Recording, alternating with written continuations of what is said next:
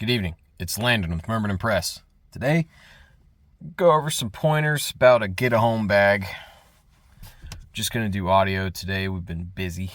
So, let's get right into it. So, the main contention I have about some packs is that you're building a kit around a pack like you have some time, or you have a dedicated pack.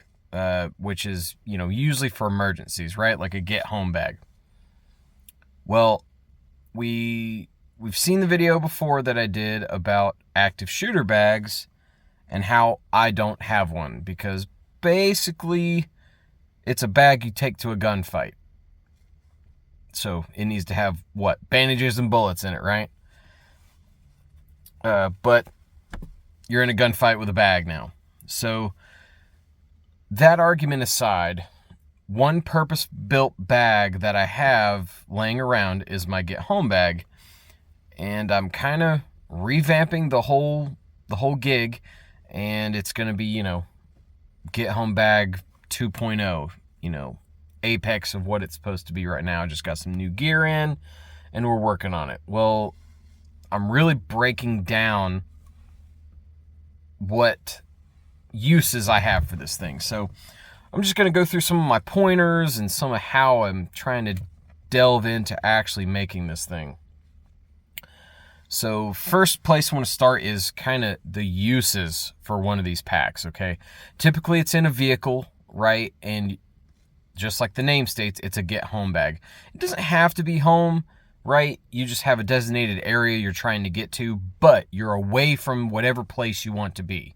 So this is more of a transiting style of pack. It's not going to be the crazy big hiking pack. I mean, it can be, but we're trying to be streamlined. So you're either ditching your vehicle for safety, like some kind of natural event, be it a flood or snowstorm or whatever, and the items in this pack are hopefully either going to get you rescued or keep you alive long enough to where you can figure something out. Or it's get home, get back to your loved ones or your chain of supply, right? You got your doomsday bunker, and you're trying to at least get back to that.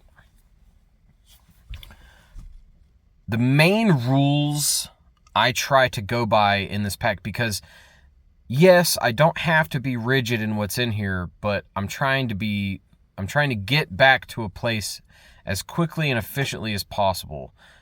Typically, I'm not, across the country when I need this bag. That's for something else. So first thing is speed versus comfort. My bag doesn't have a waist belt. I prefer bags that do, but this one, hopefully it's not going to be heavy enough to where it needs one, right? It's also within the form factor of my body, so I can run, I don't have to worry about getting caught on branches or doorways or obstacles or anything like that. And it doesn't have a sleeping bag. It doesn't have a tent attached to it. I'm ditching a lot of the weight that I could be bringing along just by trying to say, hey, I'm trying to get there as fast as possible. My second main rule is skills over gear. If I can replace a piece of gear with a skill, I probably should go down that avenue.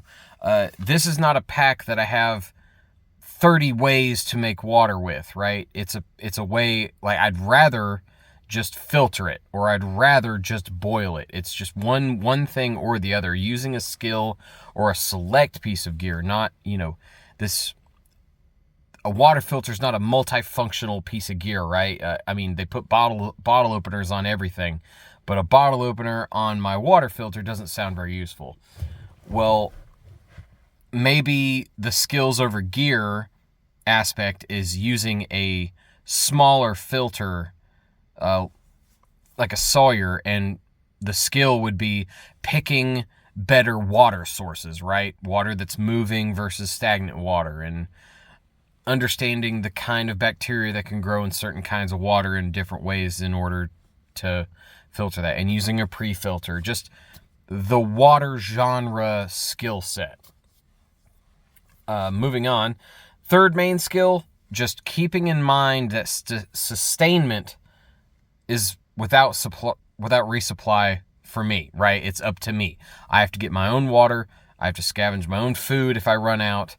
So with those things in mind, I don't want to have to depend on being in an urban setting and getting water from stuff that's supposed to be working and it's not working. You're kind of SOL.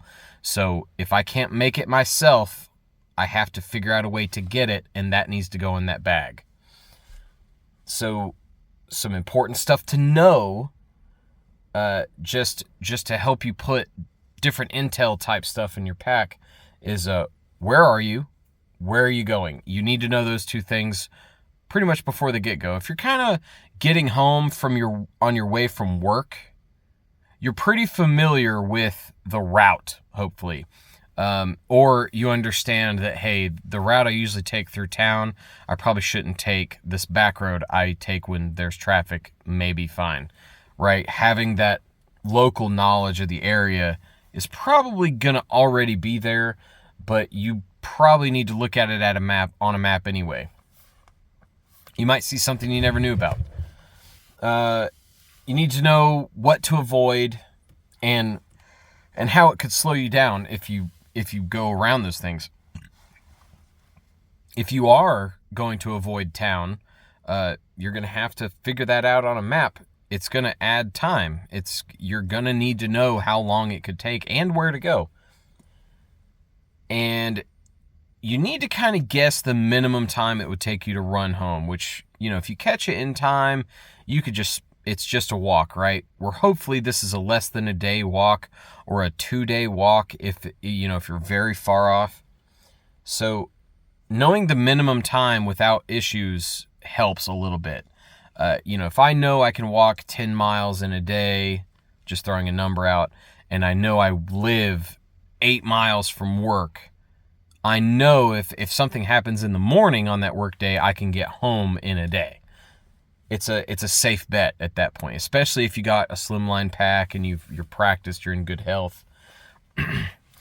And then other things you need to know. You need to know what to plan for, because a get home bag could be a fanny pack for some people that just hold 2 water bottles if they work a mile from their house, right? It's a slight jog for them. Well, you need to plan for more distance, more time, more difficulty, and rescue. More distance if you need to go around something, or if something comes up and you find out the interstate or the state road you plan on taking is now, overrun with crowds and doesn't seem safe, you're going to need to figure that out. If there's bad weather rolls in and it's going to take you another 12, 14, 24 hours to get home, you need to account for that. If it's more difficult, if you run into some kind of medical issue, if you have a pre-existing issue or you fall and scrape your leg or whatever, you need to factor that in. And rescue. Do you keep that stuff in your pack, or is you plus up with it from your truck? If you're moving away from your vehicle, do you leave something, a marking about which direction you left at your vehicle? And do you have a road flare even? Those things, the more distance, more time, more difficulty, and do you need rescue are very important. And it's going to play into what kind of gear you put into your pack, or what gear you're going to leave behind and supplement out from your truck. The stuff in your truck, like your battery box might not go with you, but the solar blanket in the car medical kit you might take. So this is all supplemental to each other and supplemental to itself. So it can change, it can adjust, you can bracket it some. But we're going to get into what's in my bag and why I chose the things eventually. And I really want to show what's in my truck. So we're going to break all that down and set it all up and show you later. Thanks for listening, y'all. I appreciate all the support you give me. I've had so much fun lately. The video with my granddad did super well, and he got in touch with one of the gentlemen he spoke about in the video, and it was really touching to hear him, wanting to do that again. So I thank everybody for their support on that. So find out what's killing you and kick its ass and hug your families. Stay safe.